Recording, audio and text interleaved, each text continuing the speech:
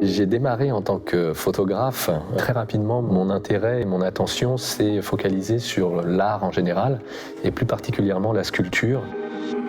Ce qui me plaisait dans la photo, c'était avant tout ce rapport au temps, cette capacité de l'image de figer un instant et de nous en offrir une relecture plus tard. Dans l'art classique, il y a cette connexion temporelle de manière encore plus forte. On se retrouve en lien avec le passé ancien. Le Louvre est un peu un terrain d'expression pour moi, j'y vais toutes les semaines presque. Je m'intéressais aussi en tant qu'observateur à pas simplement les œuvres, mais le rapport des gens aux œuvres. C'était très troublant de voir que les personnes qui observaient les statues, souvent leur ressemblaient. C'est très intéressant, ça n'est que le vêtement qui est le traceur d'une époque. Et si on inversait les rôles, si elle était habillée, est-ce que d'un coup elle se remettrait à vivre de nos jours? Est-ce qu'elle représenterait quelqu'un qu'on pourrait peut-être identifier comme étant une personne de notre entourage? C'est ce petit jeu de lien passé-présent, de relecture de notre époque au regard du passé qui est tout l'enjeu de mon œuvre. En 2011-2012, j'ai eu cette idée de série qui mettrait un peu en parallèle les gens d'aujourd'hui avec le statuaire. La série s'appelle Hipsters in Stone, tout simplement parce que je rends actuel des statues qui, sans les vêtements, se retrouvent reléguées un peu à la pierre de musée.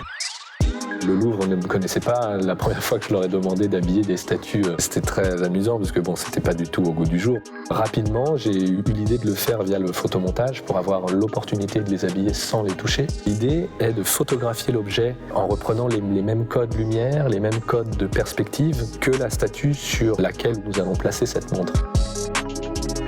Il y a tout un jeu de correspondance pour bien comprendre comment la montre tombera sur ce poignet et ainsi en studio de recréer l'illusion parfaite, l'illusion réelle presque de la montre in situ. On part du virtuel pour redevenir réel.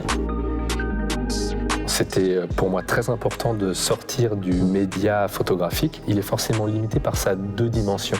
Le temps ne se définit que dans un espace en 3 dimensions. Le temps est un espace. Ce que j'aime dans le travail de la pierre, la matière elle-même est intemporelle. D'un point de vue étymologique, le beau, le bon, le bien, le bonheur, tout ça c'est la même racine linguistique. Quand c'est beau, c'est bon, c'est bien. C'est donc bienveillant, ça ne peut être que intemporel. Les grandes questions qui nous habitent, elles sont complètement liées à des questions philosophiques de l'époque. Le narcisse de l'époque qui se regardait dans l'eau, c'est le selfie d'aujourd'hui, c'est l'hyper-représentation des réseaux sociaux. Il y a plein de parallèles qui sont très intéressants à faire. Créer des œuvres de pierre en dialogue avec des éléments d'aujourd'hui comme la lumière avec le néon disco-ball, créer des passerelles de matière, créer des dialogues entre des modes de vie, des sociétés, c'est la base de mon art. Ce qui me semble fascinant avec la marque Lange & Söhne, c'était qu'on est dans une démarche qui n'est pas simplement esthétisante, il y a une forme de sobriété, il y a une forme de respect de l'objet. On ne cherche pas à créer que du formel, on cherche à créer quelque chose qui va être lié à une passion. C'est ce rapport intemporel à l'objet qui se dépasse lui-même, qui n'est plus simplement qu'un objet, qui transporte avec lui une part de philosophie et une part d'humanité. Et c'est ça qui me parle en effet. Je m'appelle Léo Caillard, je suis artiste plasticien.